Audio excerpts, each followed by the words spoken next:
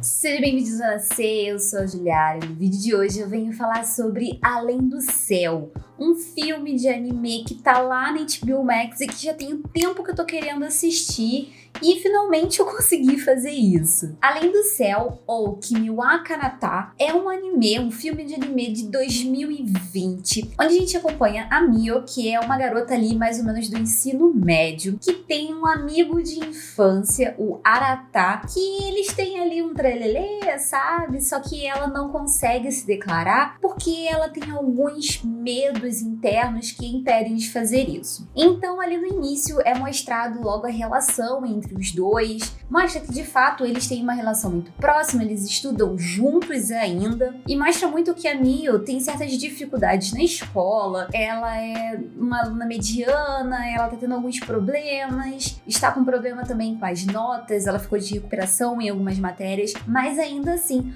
o Arata tá do lado dela, ajudando, apoiando, dando aquela força para ela poder se incentivar, para ela poder se sentir incentivada e se sentir bem para poder estudar e dar o melhor de si. Só que, um determinado dia que eles saíram juntos e tudo mais, ele tenta se declarar para mim e ela meio que corta essa quase declaração dele e ela meio que se emputece com o Arata e sai correndo e tudo mais. Ele tenta pedir desculpa, manda mensagem pra ela pedindo desculpas e ela meio que, percebe que ela fez uma merda, fica sem entender o porquê que ela fez isso, e quando ela pega a bicicleta e vai atrás dele, vai pra casa, tentar ir até a casa dele pra pedir desculpas pessoalmente do que ela fez, ela acaba se envolvendo em um acidente. Isso não é spoiler, porque aqui a história se desenvolve por conta desse acidente. A Mio acaba entrando em coma e a alma dela vai para um além-mundo,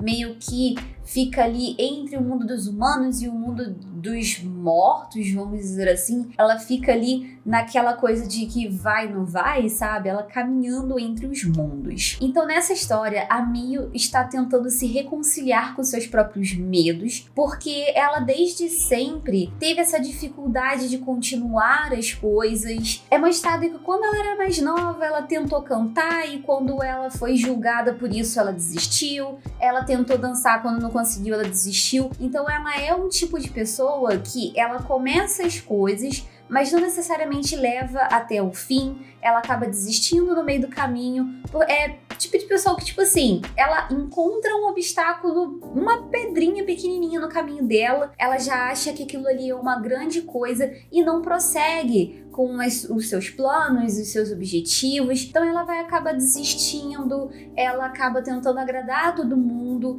e isso acaba consumindo ela, acaba trazendo vários medos, e é justamente por isso que ela acaba ficando presa nesse outro mundo aí, porque ela tá ali com aquele monte de dúvida e ela não se lembra das coisas e ela quer muito voltar, porque na verdade ela não morreu, ela não faleceu naquele acidente, ela ainda tá viva, ela tá em coma, né? Então ela acaba tentando conseguir uma ajuda pra sair daquele mundo que ela está. Ela conta com três personagens aqui, três pessoas muito importantes pra ela, que são o Gimo, a vovó Mori, né, a senhora Mori, e a Kiku. Essas três pessoas são pessoas extremamente importantes na vida da Mio. É contado ali na história o porquê que elas são importantes, e é contado também que nesse mundo que ela tá, apenas as pessoas que realmente são importantes na vida dela aparecem, elas se materializam. As outras pessoas que só, passaram, não tem uma relevância muito grande, elas aparecem como sombras naquele mundo onde ela tá. Só que o que acontece? Por ela ter essa dificuldade de lembrar o porquê que ela tem que voltar pro mundo dos humanos, ela acaba não conseguindo de início voltar e ela trava uma batalha contra o Hacking, que é uma entidade ali naquele mundo que ela tá, que meio que leva as pessoas para terminar de fazer a travessia, vamos dizer assim. E obviamente ela não tá pronta, e todo mundo fala que ela não tá pronta, e ela quer voltar, ela quer finalizar o assunto que nem ela lembra o que é. Então é muito interessante que aqui a gente tem um desenvolvimento da Mio que você vê que ela tá avançando muito bem nos seus pensamentos e lidando bem com os seus próprios medos. Ela tá entendendo esses medos que ela tem, porque, querendo ou não, ela tem que se entender consigo mesma para poder se livrar desses pensamentos e desses medos e tudo mais. Então aqui a gente vê esse processo da Mio tentando se livrar desses medos e obviamente recebendo a ajuda de pessoas, de personagens, na verdade, que são extremamente importantes para ela. O Gimo é um ursinho de pelúcia que ela tem há muito tempo. A Kiko é uma personagem que de início a gente não sabe quem é e depois a gente entende. Na verdade a gente entende logo no início quem é, mas a Mio em si, ela vai descobrir lá no fim quem é a Kiko. E a senhora Miro, ela é uma senhorinha que fez parte muito da infância da Mio. Ela passava muito tempo na loja dessa senhora e era meio que... a loja dessa senhora era meio que um refúgio para Mio. Então são pessoas extremamente importantes ali para essa caminhada da Mio, para ela conseguir se livrar desse monte de fantasma que fica na cabeça dela. O Aratá, por outro lado, é um personagem que ele é super supportive, tipo, ele tá sempre do lado da Mio e tudo mais. E quando ele se depara com o que aconteceu com ela, com esse acidente, ela ter entrado em coma, ele percebe que ele consegue se comunicar com ela e ele pede ajuda a uma tia. Aqui no filme é explicado, isso é deixado meio que claro logo no início, que o Aratá faz parte de um templo, né, ali no Japão, e ele tem essa relação com o sacerdócio, né, em relação a essa coisa mais espiritual e tudo mais, já é mostrado logo no início. E sim, nós temos essa coisa sendo trazida aqui pro filme. A gente tem essa parte espiritual dele tentando alcançar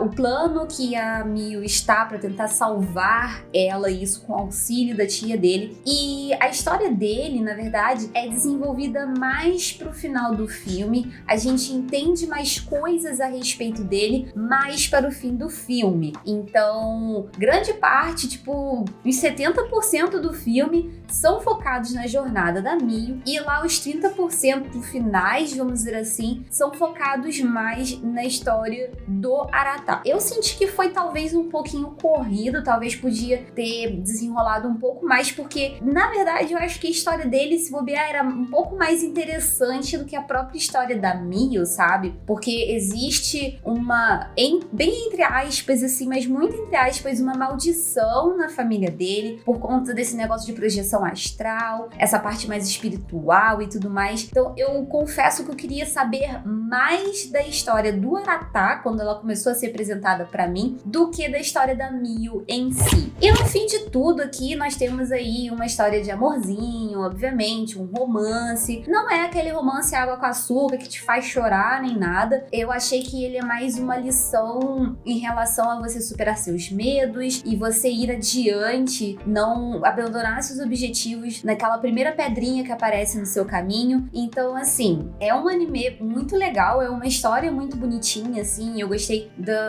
desse tema que eles trouxeram aqui, mas eu acho que se contassem mais da história do Aratá, eu acho que eu ia ficar mais feliz e eu gostaria de saber mais a respeito dele. A animação de Além do Céu, ou Kimi wa Kanata, tá muito bonita, é uma animação lindíssima, assim, você vê, ela enche os olhos, nós temos uma animação bem fluida, as cores são muito vivas, é tudo muito bonito, sabe? Então não tenho muito a acrescentar. Nós temos um númerozinho musical ali na animação, nós temos uma musiquinha tema, cantada pela protagonista por conta de um fato que conecta a própria infância. Então, assim, eu gostei, não foi o melhor anime que eu assisti, filme de anime, no caso que eu assisti, mas ele é muito gostosinho de assistir. Às vezes você tá lá caçando alguma coisa pra assistir, não sabe o que ver, você quer, tipo, só assistir alguma coisa, entre aspas, um pouco mais rápida, eu recomendo assistir Kimi wa Kanata, porque é um filme bonitinho, gostosinho, vai passar rápido, você não vai perceber o tempo passando, porque de fato é uma história que, por mais que ela não tenha lá grandes coisas e grandes pretensões pretensões. Ela é uma história que te traz uma coisa boa, uma sensação boa pra poder assistir. Então é isso que eu tinha pra falar a respeito de Kimi wa Kanata. Espero que você tenha gostado desse vídeo. Se você gostou, deixe seu like aqui embaixo. Não esquece de se inscrever no canal, caso você ainda não seja inscrito. E aqui no final estão mais 2 vídeos pra você continuar acompanhando o meu trabalho aqui no Zona. Espero te ver no próximo vídeo. Até lá.